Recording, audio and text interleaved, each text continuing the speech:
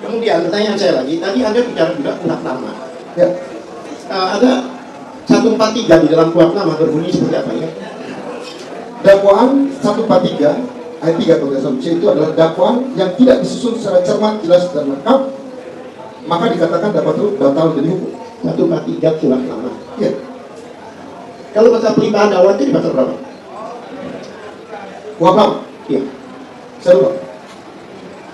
Coba lihat 143, Anda mau nggak? Kuhap lama. Saya tidak bawa kuhap lama. Oke. 143 itu di kuhap lama itu adalah pelimpahan dakwaan. Kemudian ada namanya ayat 4 di situ. Ya. Kemudian ada penjelasan di situ. Ya. Udah saya kasih gambarannya. Itu adalah pelimpahan berkas perkara. 143 itu adalah pelimpahan berkas perkara ke pengadilan dari jaksa. Pertanyaan saya, Ya. dalam penjelasannya 143 ingat nggak? Tolong di-remind, Pak. Diingatkan. Iya, kalau saya bacakan di penjelasannya, yang dimaksud pelimpahan berkas perkara itu adalah semua berkas termasuk berita acara pemeriksaan. Ya. Nah, kalau dikatakan berkas dikembalikan itu termasuk berita acara pemeriksaan bukan? Anda katakan tadi tidak termasuk. Hanya dakwaan aja. Anda tadi bilang sebagian. Pernyataan berkas dikembalikan sesuai dengan pasal 143 itu di dalam penjelasannya itu termasuk yang 1,5 meter itu apa namanya itu berita acara pemeriksaan. Nah, lupa dengan kuhap lama. Bukan. Konteksnya berbeda, Pak. Konteksnya apa?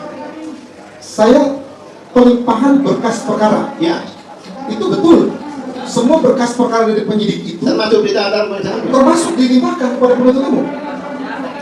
Pengadilan dari Baik, penuntut termasuk penuntut umum ke pengadilan. termasuk ya. Ya, Nah, kalau dikatakan berkas dikembalikan itu keseluruhan bukan?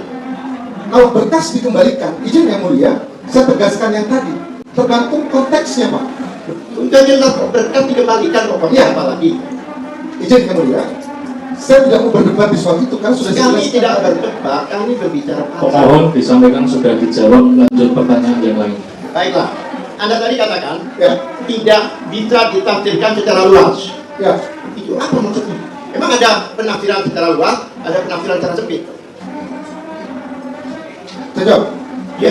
Baik, hakim dalam melakukan penemuan hukum pun tidak bebas, tetapi dibatasi oleh kaidah-kaidah hukum.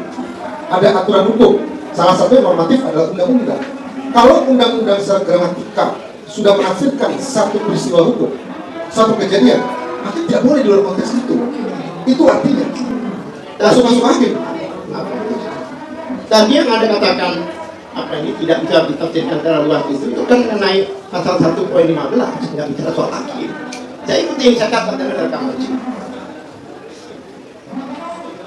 Anda tadi menafsirkan pasal 1.15 itu mengatakan tidak bisa ditafsirkan secara luas.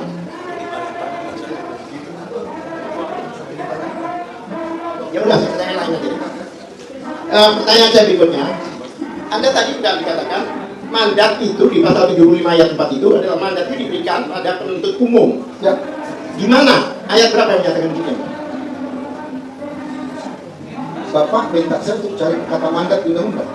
Anda itu ahli yang menyatakan demikian. Bukan, izin yang mulia. Ahli tadi menyatakan Saya katakan bahwa pasal 75 ayat 4 itu adalah mandat yang diberikan pada penuntut umum. Saya tidak menemukan ayat itu. Dan kalau boleh saya bacakan. Saya jawab. Izin yang mulia. Pasal 75 ayat 4 itu mengatur tentang penuntut umum diberi kesempatan satu kali untuk melakukan perbaikan terhadap dakwaan yang dinyatakan batal demi hukum. Itu adalah mandat undang-undang. Kalau saya disuruh cari kata mandat di dalam undang-undang, dia tidak ada. Ini bukan perkaliannya yang dibicarakan, yaitu perbaikannya. Anda katakan tadi perbaikannya itu dalam mandat diberikan pada penuntut umum. Saya cari-cari nggak ada di sini gitu. Barangkali ada bisa tunjukkan. Ya, Oke. Ya. Sekarang saya bacakan. Ya. Saya bacakan. ya, Dalam hal surat dakwaan batal, ini ayat 4 ya. ya. Dalam hal dakwaan batal demi hukum, bagaimana maksud pada ayat 3, hakim memberikan kesempatan satu kali kepada penuntut umum untuk memperbaiki dan mengajukan kembali surat dakwaan. Yaitu hakim memberikan kesempatan. Ya. Kalau hakim tidak memberikan kesempatan, dia lapor nggak? Hakim memberikan kesempatan satu kali. Saya nggak bicara satu kali. hakim memberikan kesempatan. Ya. Ini harus ada proaktif dari hakim memberikan. Kalau hakim tidak memberikan kesempatan bisa. Itu berhubungan dengan putusan, saya bacakan putusan. Putusan itu juga merujuk pasal 75 juga. Di situ mengatakan mengingat apa itu? Menimbang. Menimbang. Ya. Ya.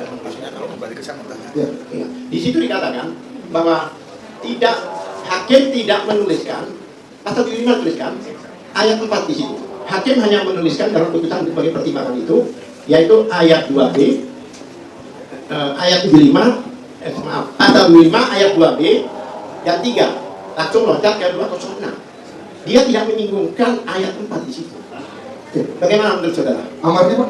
Izin yang mulia, Saya bacakan ya. izin yang mulia, jika berkenan, kan ada videonya yang belum Sebentar. Kita tidak usah memasalahkan putusan itu. Pertanyaannya, kalau tidak ada pasal 75 ayat 4, bagaimana pendapat Anda? Ya, di dalam putusan. Baik, yang mulia, saya katakan tadi bahwa 75 ayat 4 itu adalah konsekuensi hukum ketika hakim menyatakan bahwa dakwaan itu batal demi hukum.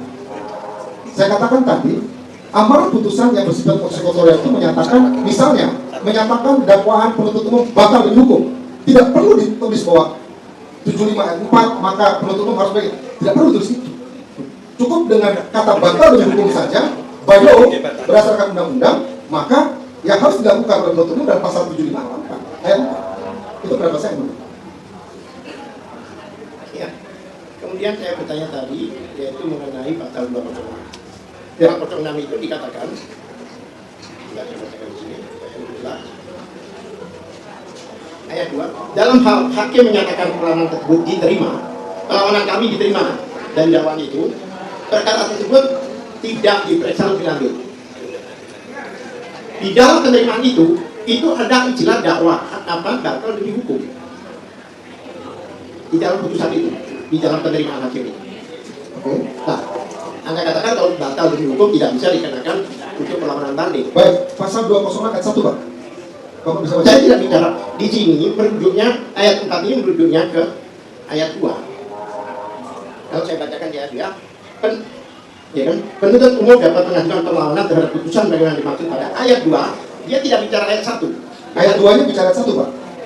Dalam hal hakim menyatakan perlawanan tersebut Ya. diterima. Ya. Di dalam penerimaan itu putusannya ada apa namanya itu batal demi hukum. Tidak ada, Pak.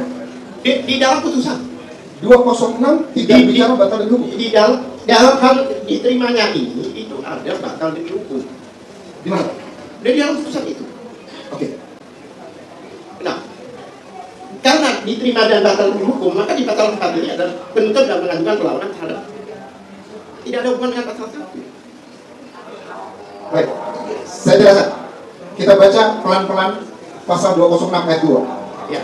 Dalam hal hakim menyatakan perlawanan tersebut diterima. Pertanyaan saya, Dari perlawanan tersebut itu definisinya di mana? Ada di pasal 1, Pak. Saya jelaskan, pasal 1. Dalam hal terdakwa atau advokat mengajukan perlawanan bahwa pengadilan tidak berwenang mengadili perkaranya berkaitan kompetensi, atau dakwaan tidak dapat diterima, atau dakwaan harus dibatalkan. Setelah diberi kesempatan kepada penuntut umum untuk menyatakan pendapatnya, hakim mempertimbangkan perlawanan tersebut untuk selanjutnya mengambil keputusan. Ayat 2, dalam hal hakim menyatakan perlawanan tersebut diterima, mengacu ke ayat 1. Jadi tidak bisa merujuk keputusan.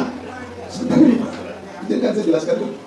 Pasal 206 ayat 1 dan 2 ini hanya mengatur tentang perlawanan itu, ayat 4-nya diajukan kalau berkaitan dengan kompetensi pengadilan untuk mengadili, dakwaan tidak dapat diterima, dan dakwaan harus dibatalkan. Kalau ternyata yang Bapak katakan tadi ada putusan yang menyatakan batal demi hukum, maka nggak menggunakan pasal 206, tapi menggunakan pasal 75. Pasal 206 itu ditulis dalam putusan. Pasal dalam putusan itu ada pasal 206. Izin, yang mulia. Ini pendapat saya. Kalau ada terminologi yang menyatakan bahwa dakwaan batal demi hukum, oke, maka mekanismenya 75 ayat 4. Misalnya, hakim ada menuliskan di pasal 206, putusan Pak, bukannya 206 Pak, pasti banyak. Ayat undang-undang atau pasal undang-undang yang dicatat di dalam ketentuan itu. Tetapi mekanisme atau prosedur hukumnya harus mengacu kepada aturan yang ada di sini. Jadi itu jawaban saudara. Ya,